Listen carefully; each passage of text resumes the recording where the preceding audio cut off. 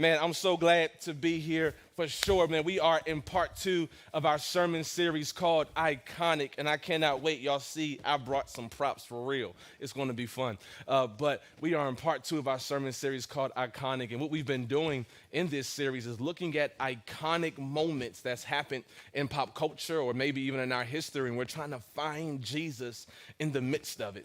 And we just thought, what better day than on Resurrection Sunday, maybe one of the most iconic holidays in our Christian faith, to talk about one of the most iconic stories, which is the parable of the lost son, and then also try to merge maybe one of the most iconic things that happens in college, especially HBCUs. Come on, what's that? Homecoming. And see how in the world can we merge all three of these things together. So I got my work cut out for me. But here's the deal. Homecoming was that thing where you was coming back to a place where you left. And when you came back, there was actually people waiting your arrival. There were people who were excited. There were people who were like, yo, they're getting ready to come home. And so there was step shows and there was parties. And when you came home, there was a sense of pride. Like, yo, I love this place called, you fill in the blank. HU? Y'all so funny. But someone said Dale State. but it's the idea of, man, look at this pride of being able to come home. But what I've discovered, though, is that everyone doesn't always feel pride in coming home. In fact, I began to look at this story called the Prodigal Son, this younger son who he looks his father in his eye, and here's what he says. He says, give me my share of the inheritance now. In other words, what he told him was, I wish you were dead. Give me everything that I'm supposed to get when you pass. I want that right now. I want it. It's my money, and I want it now. J.G. Wentworth. He looks his father's in the eye, and he says, no, I want it. It's mine. In other words, what he was saying is, I feel like I can do life better without you, hear me, away from you. And to be honest with you, it's kind of hard to get upset with him. It's kind of hard to get mad at him because I think we've all had that moment in our life where we say, you know what, I want to do things my way. I want to do things the way that I know how. I want to do things that I want to do what I think is best for me and only me. So here's what I want to do. You just give me everything I'm supposed to get and let me go do life on my own. I'm good. But this son, he has this pivotal moment in this journey and him deciding to do life his own way. And we find this in Luke chapter 15, verse number 14. Check this out. It says, and when he had spent everything. Man, have you ever lived spent? When there's more required of you than what you have to give? When you're trying everything you can to be happy, to be joyful, to be excited, but there's nothing there. And it says that when he has spent everything, how ironic is this? When everything is spent, a severe famine arose in that country and he began to be in need. Verse 15, watch this. So he went and hired himself out to be one of the citizens of that country. God, dog, I need you to understand this. He hired himself out to belong in a country that he wasn't from. And it says, that country who sent him to his fields to feed pigs. Verse 16. And he was longing to be fed with the pods that the pig ate, and no one gave him anything. I need you to see this. I call this the Pigpen Moment. All right, got it, some fun. Let's go to the pig pen, guys. Let's do it. Where's my pig? There we go. I call this the Pigpen Moment. What's the Pigpen Moment? Are you ready for this? Because you have to understand that when Jesus is telling this parable, he's telling it to Jews. That's his audience. And so if Jews knew anything, they knew that you don't have anything to do with pigs. In fact, the Torah told them, cursed is the man, not who eats pigs, but who feeds pigs. Cursed is the man who feeds pigs. Here's the Pigpen Moment, when I've become far less than what I was created for. I'm going to say that again. The Pigpen moment is when I get to the place where I've become far less than what I was created for. I wonder how many of you all, if you're honest with yourself, you would say, man, I should be a lot further in life than where I am. When I've become far less than what I was created for, when I'm in a relationship that is far beneath what I was created for. When I'm at a job that doesn't value me, that doesn't treat me well, that doesn't know my worth, but it's a paycheck, so I've settled for far less than what I was created for. I wonder what pigpen moments you settled in. What pigpens have you made your home where you have not yet got the courage and the gumption to say, you know what? God has created me for so much more than this, but yet this is where I've decided to settle. With pigs in the pig pen. I wonder if your life sometimes maybe feels like the pig pen where it's just messy, it's stinky, it doesn't look good. And yet this somehow is where I've settled. I think so many of us are living in the wrong reality. Because the younger son teaches us anything, here's what he teaches us. That when we lose sight of who we are, we're willing to accept anything. When we lose sight of who we are willing to accept anything. Look, Jew or not, no human belongs with pigs. Jew or not, no human belongs settling in a pig pen. Yet, one of the things that makes a pig is the fact that they'll eat anything. I know I've begun to settle in the pig pen when I'll just accept anything that comes my way.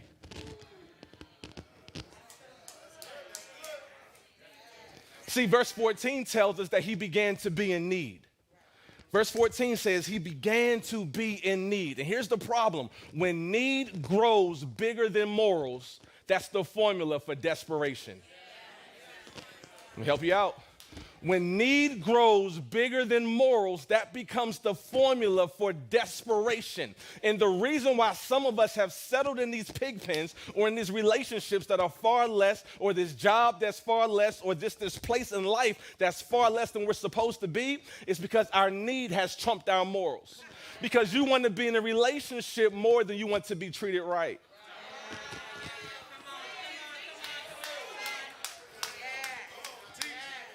You'll settle out a job that just pays you versus pays you what you're worth.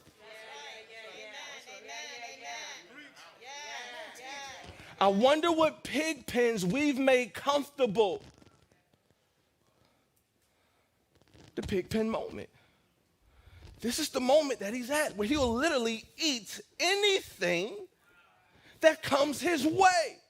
He's so in need because he wanted to do things his own way, that he ended up literally settling and hiring him out to a place that was forbidden. He's a Jew, he's supposed to have nothing to do with it, but because he's walked away so far, he's like, what in the world? I'll take what a pig eats if that's what it takes for me to survive.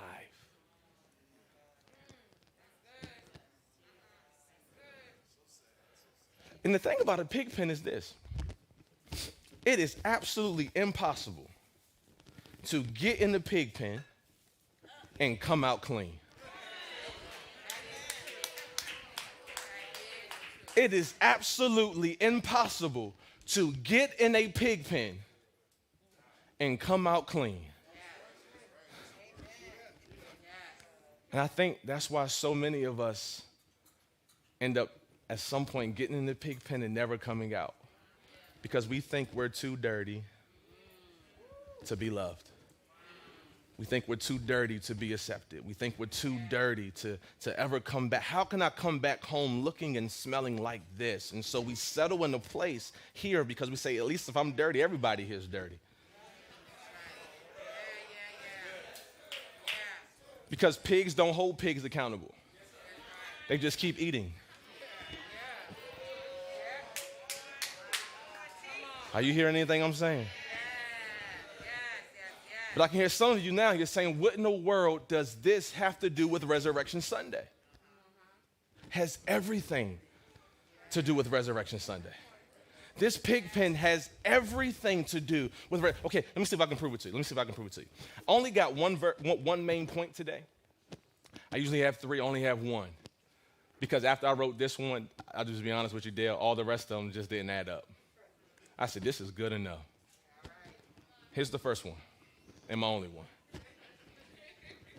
The pig pen is the place where the enemy won't let you forget, but it's the same place where Jesus fell in love with you. I need you to see this. This pig pen, because we all have it. We all have a pig pen. And it's the place that the enemy will not let you forget. It's the sin that he will not let you forget. It's the mistake that he will not let you forget. It's the intentional thing that you've done that you cannot forget. And we sit there and we cannot forget it. And yet it's the same place where Jesus said, I fell in love with you. Amen. There. Amen. Okay. Let me see if I can help you out. Sound biblical preaching teaching. Romans 5:8. Watch this. I got 13 minutes. But God shows his love for us in this, that while we were perfect, Christ died for us. That while all our I's were dotted and T's were crossed, Christ died for us. That while everything was together, Christ died for us. No, it says here's how God showed his love for us. That while you were a sinner, okay, the only way I really know how to say it is this. When we stepped into our pig pen, this dirty, filthy, nasty place, when we were a slave to drugs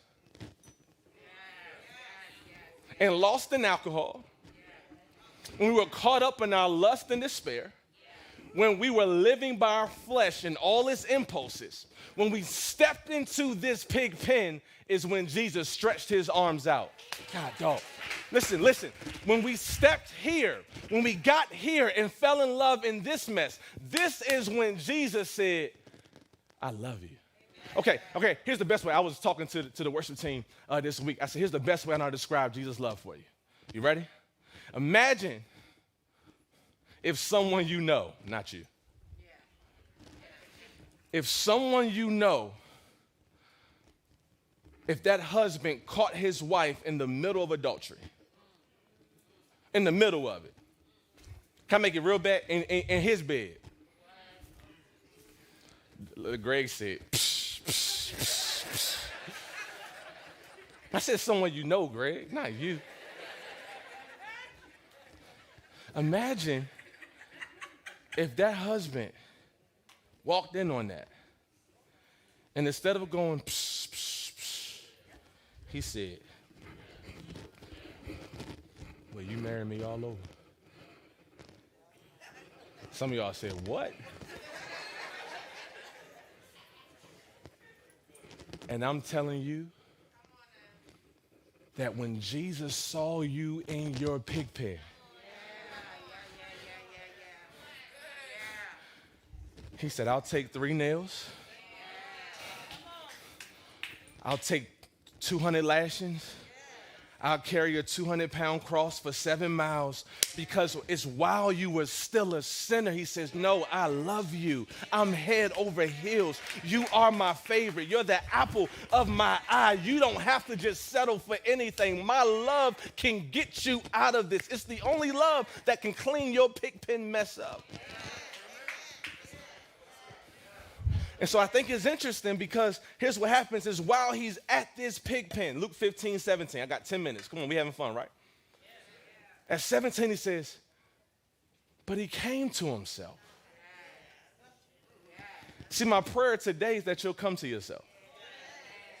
What do you mean? That you'll realize who you are.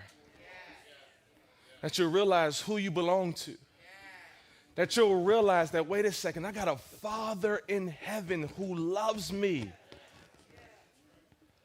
He says he came to himself. He says, how many of my Father's hired servants have more than enough bread, but I perish here with hunger. Verse 20, watch this. We got to have some fun. And he arose and he came to his father. So this prodigal son decides, you know what? I'm getting ready to leave this pig pen and I'm going home. I wish you would have the courage to come home.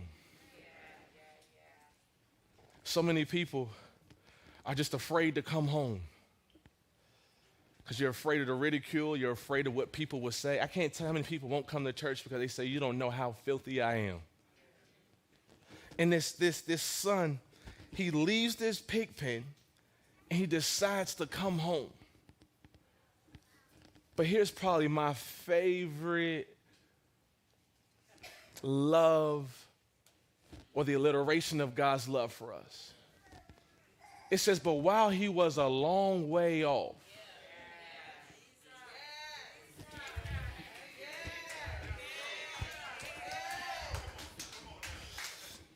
it says, while he was a long way off, his father, God dog, saw him. Okay. My question is, how did the father know that this was the day his son was coming home? He didn't. He couldn't. They ain't had no cell phone or a pager, which meant that every day that father had to have been going down.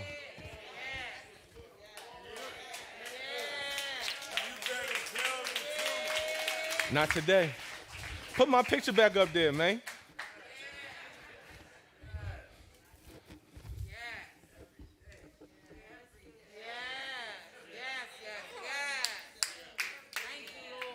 Oh, not today.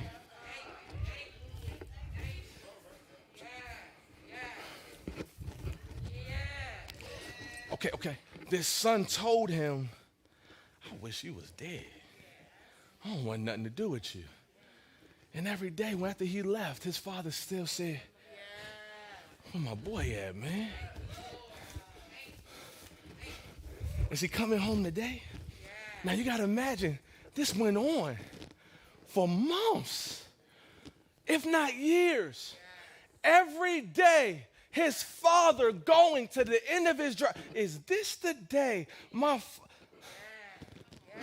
And then one day he wakes up and he goes, can you imagine what it took not to lose hope? You got a father who has not lost hope in the fact that one day, God, dog, you're going to decide to come back home. I don't know if it's today. I don't know if it's tomorrow. I don't know if it's next year. But get this, even if you don't show up today, I'll still keep looking. And so here's what happens. He decides, today, let me go find him. He's looking. And he said, well, he was a long way off. That's my boy.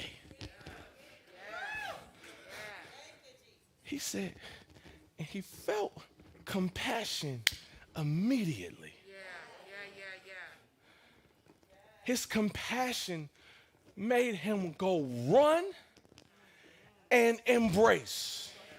Now that's so important. The embrace part is crazy important. Because this son just left a pig pen. And he's had to walk miles, if not days, coming out of a pig pen. Do you know how stinky and filthy he had to be? Stinky, filthy, dirty, messy, not the greatest condition at all. And his father sees him from a long way off. And when he sees him, he don't say, get away from me, you filthy animal. No. He sees him and says, come here. Give me some.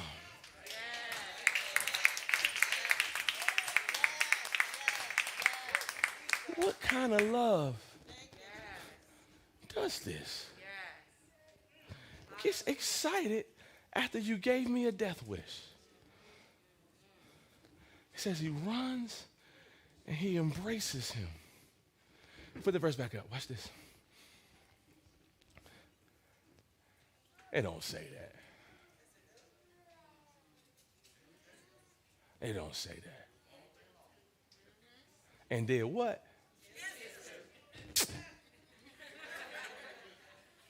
Now, the reason why this father had to go run and embrace him, can I give you some theology?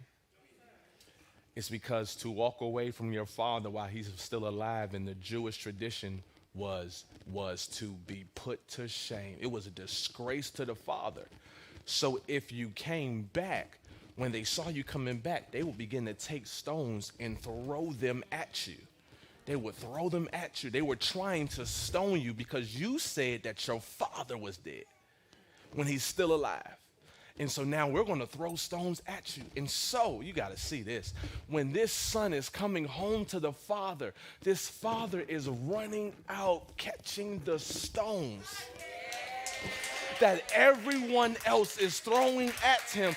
And that embrace was actually, please come here. That embrace was actually a covering. God, dog, it was a covering. He was saying, no, this is my son. And the kiss sealed the relationship back to him.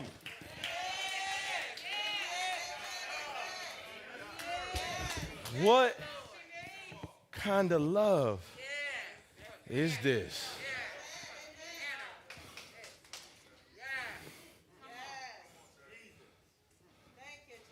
Are you hear what I'm telling you? Our Pigpen has everything to do with this day.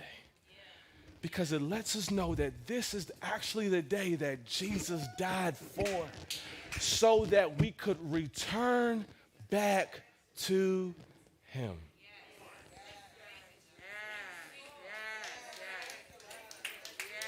See, here's the deal.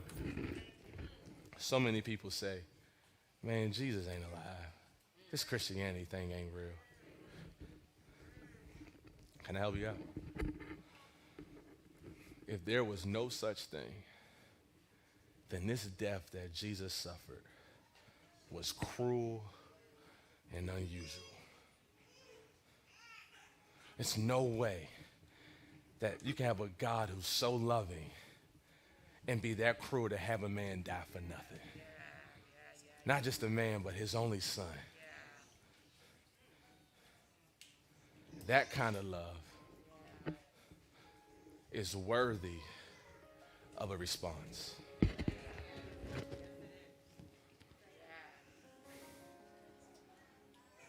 It's worthy of a response. A man that would love us that much, that in our Pigpen, he says, I'll give my life to you. And when you come back, I love this part. The son didn't have to come back all the way.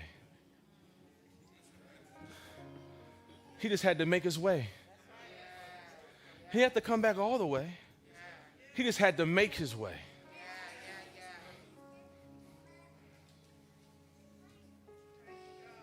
That kind of love is worthy of a response. What do you mean? A response that says, I'll give my life to you. I'll give my life to you. So here's what we want to do today. I'm going to do a altar call, but it's going to require your phone. So could you do me a favor? Could you pull your phone out?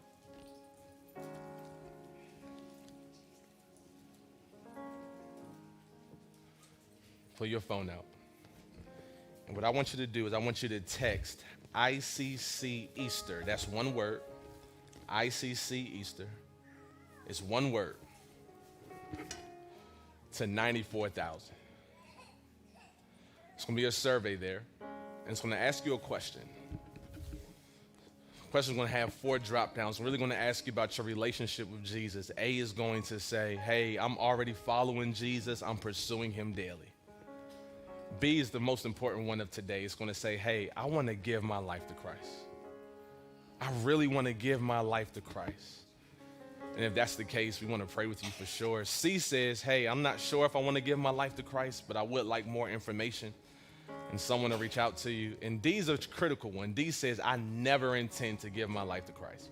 Now, you might ask, why in the world would we do that? Because if you can be that bold to say that you'll never intend to give your life to Christ, I can be bold enough to pray for you by name and to believe that one day you will. So as you're filling these survey out, just want you to answer those questions honestly. We didn't want to do anything spooky or scary. We didn't want to ask you to come to the front. We didn't want to ask you to raise your hand. We want you just to be anonymous and say, hey, today I want to give my life to Christ, so I'm already doing it. Can I pray for you? God, today, I thank you so much for being so good. I thank you for being so amazing and so loving. I thank you, Lord, for dying for us, for sending your son, who saw us in our worst moment and loved us like it was our best. We're grateful for you. With no one looking, all eyes closed, would you just pray this prayer with me today? Say, God, today I give you my life. I believe in my heart and confess with my mouth that Jesus is Lord. Come on, let's celebrate. Man, did you guys enjoy today? Did you guys enjoy today? Awesome, awesome, awesome, awesome. Hey, man, well, if you enjoyed this message and you say, hey, I want to rewatch it, we'll be up on YouTube starting tomorrow at 9 a.m. If you need prayer, you can text prayer to ICC prayer to 94,000. And, man, I'll tell you what, I enjoyed seeing you guys today. Did you guys have fun?